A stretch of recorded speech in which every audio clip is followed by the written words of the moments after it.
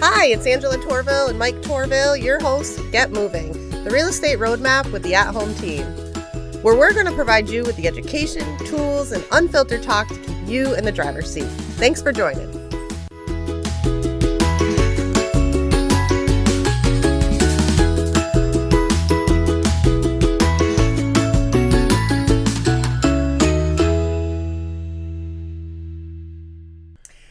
Welcome back to Get Moving podcast with Mike Torville, Angela Torville. We're happy to have you here with us today. We have a special guest, Prav Mathur from Annie Mac Mortgage. He's one of our loan officers on our team, and we're going to deep dive into who Prav is and how he supports his community with his lending practice.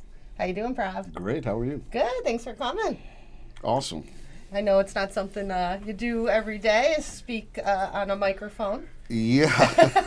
First time. So... Yeah. Little trepidation with it, but here I am, and we're ready to go and see what happens. Well, I know one thing you're on the phone. You're on a lot of the times talking is your phone, right?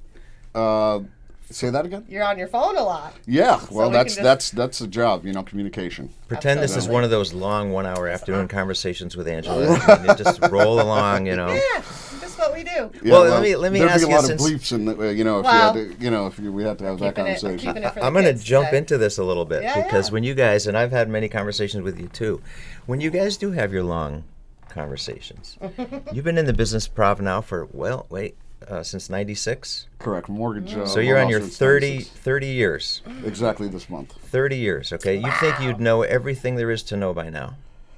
Well, I learn every day. Exactly. You know what?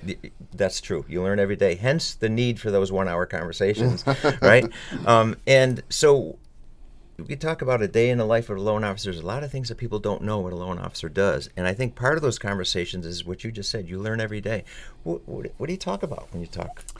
Well, my conversations with Angela, so a lot of it is problem solving on deals, coming up with new ideas to market. There's so many things. I mean, I've never really had a team that I was so engaged with, I would say, in the past. I mean, I have, but it's been a long time. Let's put it that way. Yeah. I mean, I think, our team, we really try to just use each other's strengths as our own power, too. Yeah. You have 30 years in the industry, right? You're aging me now, Angela. Well, I have 20, but not originating in the capacity that we're doing. So I'm still fresh and all these cool new things, right? And so I have that. You have your expertise. We have Mike here who's built mortgage companies before. I mean, so we really... I think it's a good marriage of all of us. And you got into it in 96, and I got into it, and I remember the month and year. It was December of 95. So you can effectively call it 96. So we got into it at the same time. Yeah. I'm 30 years in, but my difference is I had a 15-year gap. I left after 15, 16 years, did another business venture, and got back into it. And it was good to see you were back into enduring steadily right through. I mean, you just... kept going and kept going. There's a lot of turnover in this business. Yeah. But your consistent performance and your knowledge over those 30 years, I think how different it is now than it was then. It's very different now. Yeah. You know what I think you probably learned living through all these crazy markets we've had, right? I mean, that 08 market was definitely probably with a very challenging market. We lost a lot of the industry. But you grew from that challenge, and here we are in another crazy market in the last 5 years, right? Well, it was a little different for me because that was the point where I had built a pretty good business up from the mid-'90s up through 2000, and continuously growing, improving my game. In 2007, I got in a pretty bad car wreck, so I was on the sideline during the 2008 debacle, let's call it, and. I was actually, out of work for about 5 years, recovering, going through surgeries, things like that. But I didn't feel, being home on disability is how I wanted to find the rest of my life. So I decided to get back in, jump back in the career, and here we are. Yeah. Well, that's a testament of who you are. Yeah, absolutely. You persevere, Thank you. And you've overcome a lot, but you can relate to a lot more people now, I think, too, right? People who've had challenges and It's a great point. The never giving up, right? Yeah, no the matter what. never quit mentality. There's no quit in our blood, right? We don't know what give up is. But what a tool to have in your mortgage business, right? To know that, don't ever give up. No, I mean, you have to continuously impart that on your clients who are struggling. And I would say that whole experience gave me a couple of, I don't know if you want to call it mental or spiritual understandings, but I would say it gave me a keen understanding more of human nature, and it gave me empathy. And what I realize is it's not just me who has struggled and who's been through things. Like, granted, mine was pretty drastic. Anytime you go through a traumatic experience like that, bad near-death car accident and recovery, months in a hospital and 5 years going through surgeries. It's not easy on your family. It's not easy on you. Not easy around the people around you. So, you learn a lot. And but what I learned is, hey, my life's not over. And so one of the things that helped me a lot was learning how to golf again. Golf has been a passion of mine. So I learned how to do that with one arm. You're better than I am too. But you are a very good golfer. I remember. Yeah. I mean, I joined a one arm association, and actually, if you talk to some of those guys, they encourage me to talk about this stuff. So, for me, I feel like if I could tell my story and I can help somebody else, maybe that's laying on the couch, been through something, and just help them understand that, hey, your life's not over. You can do things. Just get out there. And there's parts to this. One is the physical challenge. 5 years of therapy, of surgeries, there's a physical challenge. Yeah. But mentally, it wears on you, doesn't it? It's a tough thing to overcome and say, okay, I can get past this, because it might be easy to get sucked into. It does. It wears on you. Yeah, it wears on you, and you go through a period of how how this could have possibly happened to me. But but then when you overcome that, I feel the end result is it does make you stronger. I have give you a lot of credit and admiration for that too, because in my situation, it pales to what you were just. I went under knee surgery 3 months ago, and I'm having challenges with it and redo something. I'm like, oh my God, this is crazy. During the winter, it's depressing, and when's this going to end? And that's only been 3 months. Yeah, I know. I'm sorry. Think about 5 years, I know. And I have to think I have a lot of admiration for going through that and then keep going. And when you came back into the business. Okay, now you're starting from scratch. You're starting fresh. Rebuild my business. Yeah. At that time, I was probably about a self-sourced $25 million producer. I had grown my business from, like most loan officers, closing 10 to 15 million to 20 to 25.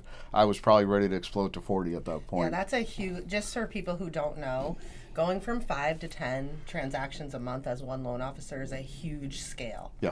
So to get to that 20 million mark, I mean, that takes gut if you're on your own, right? That takes dedication. It takes a plan, and it takes a lot of work. I mean, scaling in that capacity is huge, especially from, obviously you had that great business, and then here we are now, right? Like, I'll let you take I mean, the restart, I think there's been a lot of struggles with the restart, but it's a different market. But what gave me encouragement was my first year back, closed $10 million right off the go. Awesome. And not easy to do. No, and that was working for the large bank that I had worked for, who was a great company to keep me during that whole disability phase, got me back engaged into work. But they had a giant processing center in Pittsburgh, and the whole.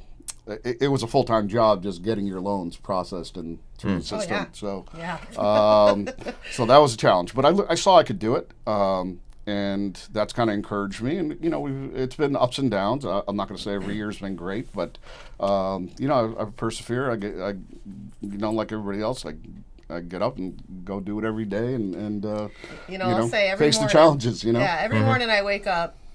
Whatever happened yesterday, it's over. Yeah. We start again. I wake up, here we go again. And I find in this business, for the most part, if you keep the ball in the air and you keep plugging, you can always find solutions. Yeah, and you have to have faith. Yeah. You have to have faith that you're providing good service, you're being an advocate for your clients, your partners, right? And maybe today, let's just be honest, we're on a commission-based income. We don't get paid until someone closes on a home. I mean, some of our clients' lifespans are 2 years with us, right? Talk about persistence and being there for them throughout that whole journey. If anyone knows how to stick it out and not give up. I mean, someone looking for a house for 2 years, that's pretty mentally challenging, right? So, you have that. I've had to have the never quit discussion with many people. Keeping them afloat, coaching them. I mean, that is, it's a huge thing. And then to have faith that, I've just put all this time in for free. We don't get paid at all. Right. We get paid $0. And those are the tough ones. But thank God there's a lot of, great situations that, that we handle so well, right? I mean, you never hear about those because they go so well and they go right we through forget the system. the easy ones, correct? Because we get stuck in the hard. Speaking of that, and you're making me think about a lot of things here. Well, this is why we have there's so much. conversations. And you said something earlier, how difficult it is to get from, say, 5 transactions to 10 transactions a month. That takes a lot to scale that way. And the big question is why? Why is it so hard? Because you simply just take an application, which is you take your credit, income, and assets and figure out if they qualify, and then next, right? It's that easy, right? No, it's not that easy. Okay, so let's talk about a typical month. Let's talk about 5, right? Sure. How often during the course of a month that you have 5 transactions and they're all creditworthy, income approvable, and they're all typical 30-year fixed mortgage at the best rate? They're all cookie cutter loans, right? All your loans are that way, simple. Negative 1%. Are we working at the same company? Yeah. That's my point. So the issue with that is there's never 2 loans that are alike. No, God, no. And during the course of a month, you don't just simply take an application, submit it, and say next. Because during that thing, you're guiding. You've talked about guiding people over the course of 2 years. You're talking about coaching them. You're talking about problem solving, because it's not simply give me your W-2, your bank statement, and your credit report, and let's just say make this work, because there's self-employed people. There's interrupted income. There's credit issues you got to resolve. And at the course of a month, typically, if you close 5 loans, you're probably closing 5 different loan programs. Yes. Right? Well, and if you're closing 5 loans, you're probably taking 30 to 40 actual applications. To close the 5. And so you're really working 40 deals a month. Many of those applications aren't closing that month because they require guidance, coaching, time, problem solving. You're not ready now, but here's what it takes to do that. And that conversations, that time, you don't get paid for. Not to mention finding the right house and negotiating the deal with the lack of inventory that exists out there. So going back to a day in the life and why it's so hard to close from 5 to 10, it's hard to close 5.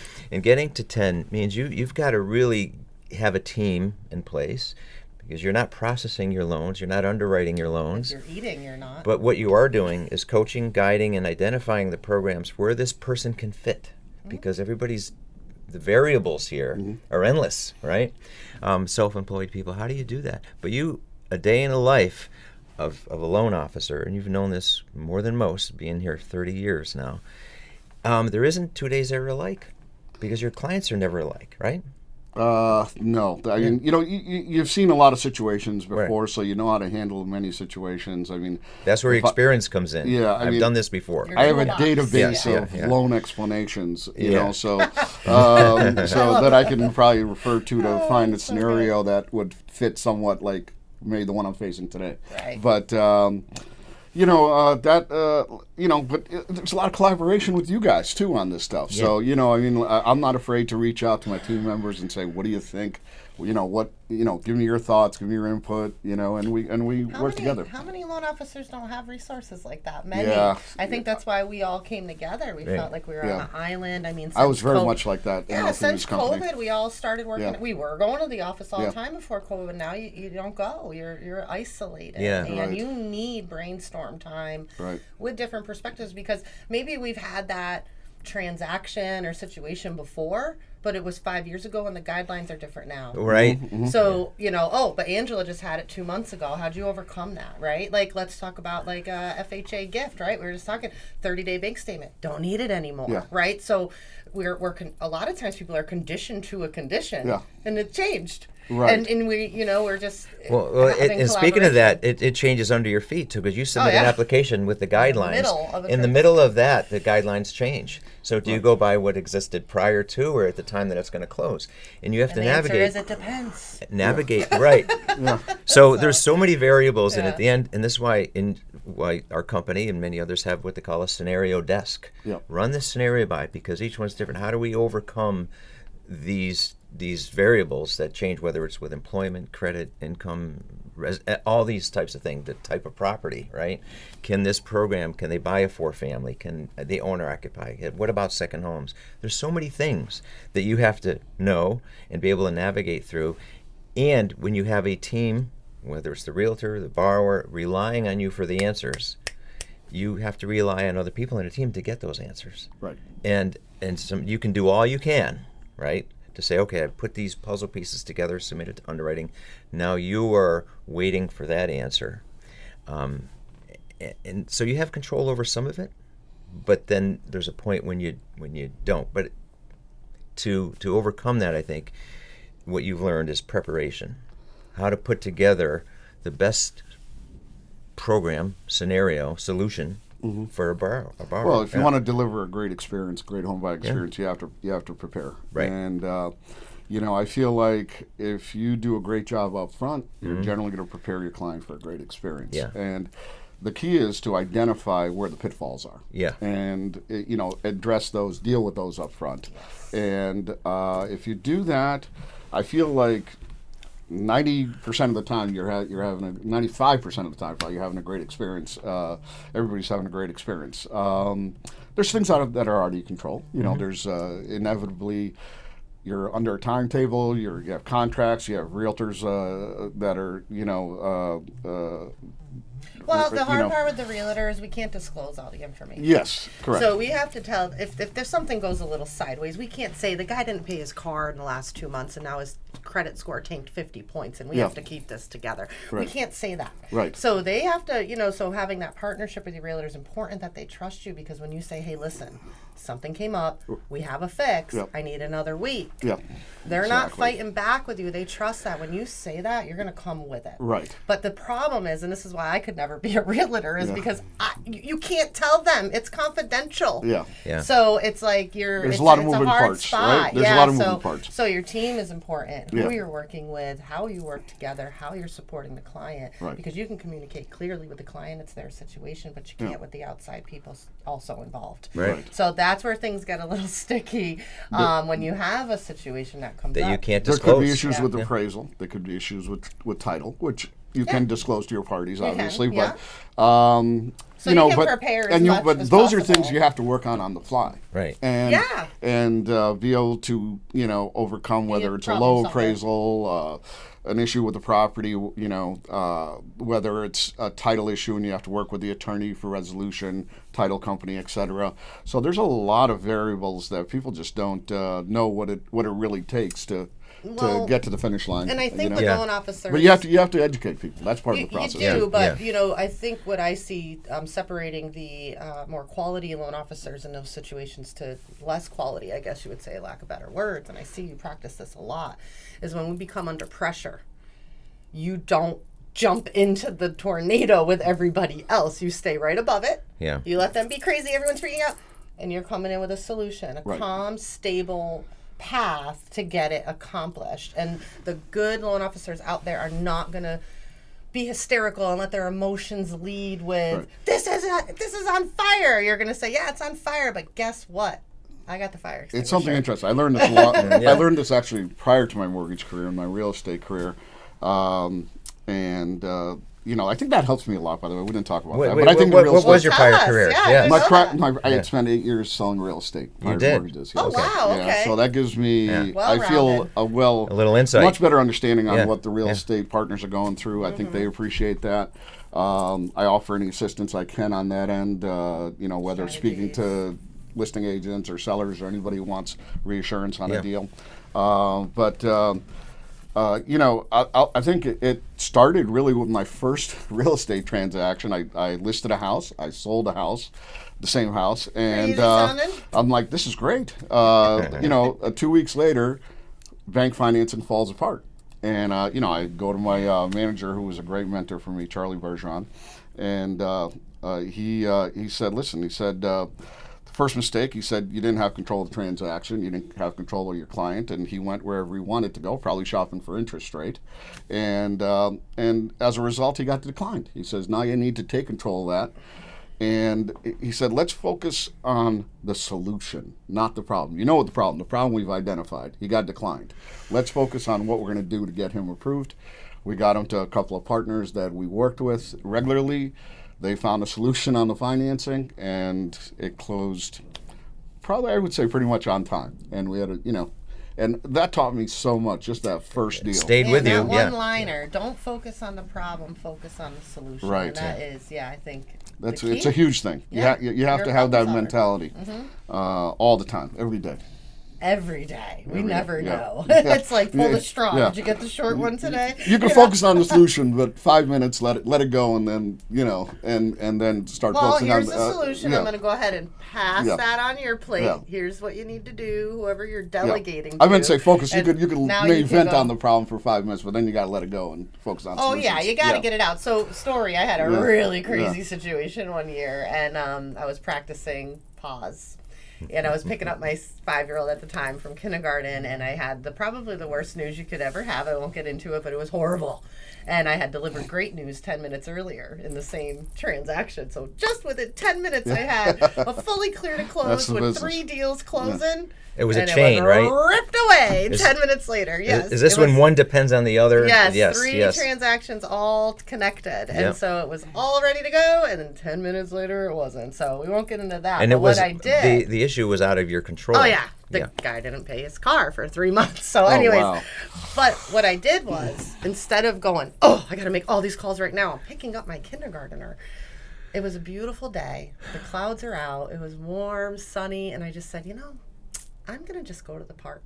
And I took him to the park, and literally we laid in the soccer field and watched the clouds. And we did that for probably an hour. I was clear-headed. I had fresh air.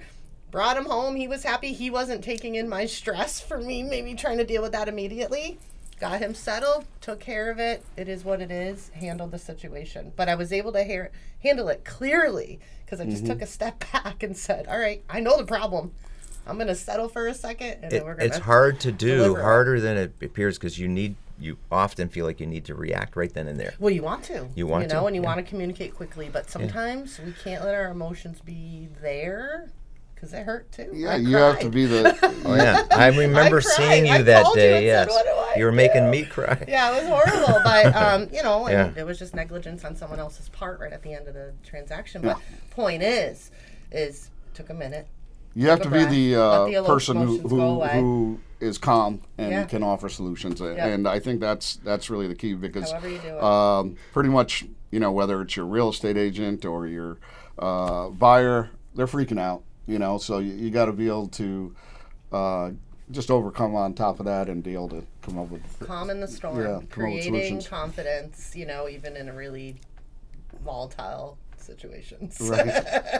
It's the job. Most people are going to just be emotional. It's a high stake thing we're doing here, and the person buying the house, a lot of emotion their in the whole home life buying. is changing. Right. So it takes guts, to be able to go, I'm not gonna let my emotions lead this. I have to be in control here, and so I think maybe some of your life experiences has helped you. Well, it makes me think about a buyer who wrote me a great testimonial last year. And he used the word trepidation, and I use it all the time now. That's your word. But I imagine this is what I know it. It's what most home buyers go through.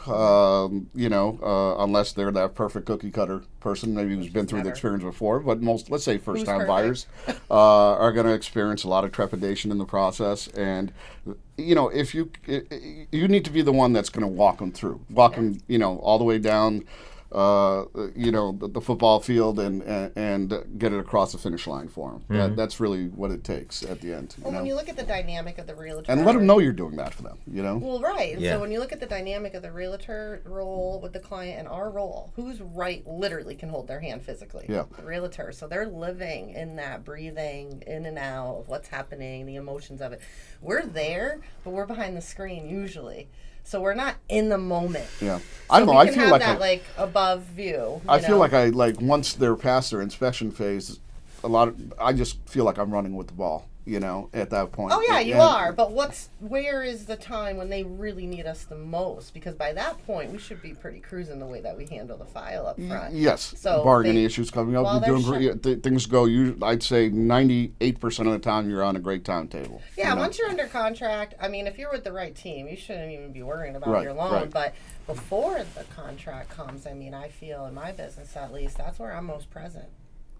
I'm most present while they shop because it's decision making. That's right, because you're costing out different properties for them. They usually, on a Sunday evening, where I saw these 3 properties. Could you give me some idea? And they're all within $50 of each other. But or you're calling listing agents, deadlines for offers. But it's things like that. It's more just having that conversation. Sometimes it's 9:00 in the evening. Sometimes on a weekday. Sometimes it's a Sunday afternoon, and you have to redo a pre-approval for your realtor so they can make their offer.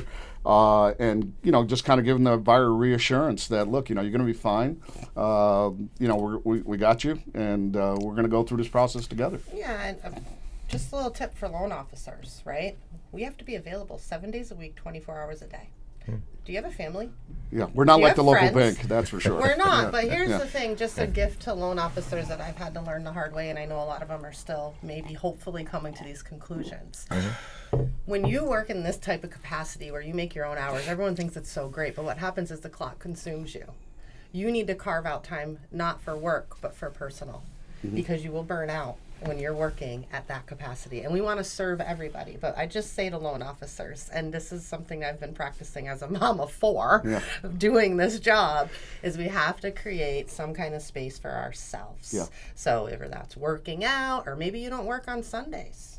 Right? The golf course is my sanctuary. Your golf course. I mean, you have to have something for yourself as a loan officer to remain human. An escape, yes. Because your brain is consuming and holding everyone's stress around you. If you're closing 5 deals, that's probably 10 people for the buyer, then your attorney, then your realtor, then all these people. You're holding this. You have to release it. So just a tip to loan officers, we do work that hard, but you have to take care of yourself. And you feel like you're right in the middle of everybody. You are. Well, you know what? It's interesting. In the middle of all that, in the middle of all this happening and directing activities of people, and you're working on getting these loans closed, in the midst of all that, you're getting calls from new clients. Oh, yeah. That's right. Trying to figure out your deals for next month. Exactly. So shift your but when you take a deal, and not to shift a little bit, but when you're talking to somebody for the first time, okay, I would think that's when you're saying, okay, let's assess the situation. Are they approved?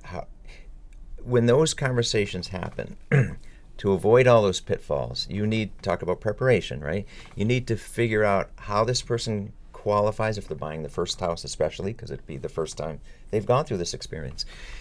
And the earlier a person has that conversation with you, the better prepared they are. Correct. Because if you do identify... It's the first step. First step. The earlier the better, right? So if a new client is going to call us, Prav, anybody, the first thing you'd want to do is say, okay, let's take a look at your approvability. Let's take a look at your credit, income, and assets.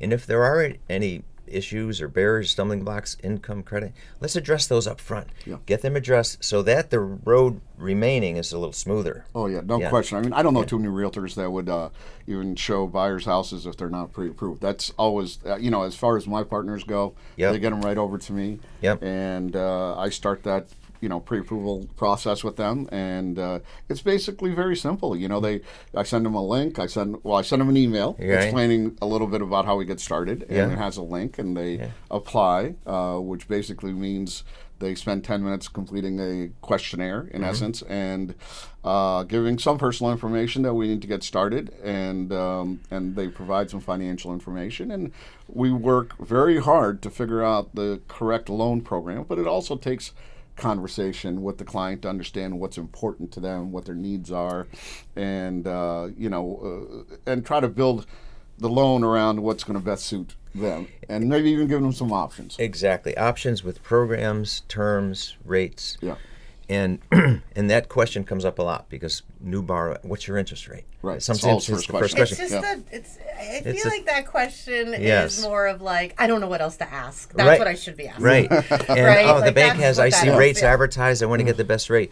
But the first thing to do is get qualified, identify the program. Do you qualify for FHA versus conventional? Right. Do you want this or that?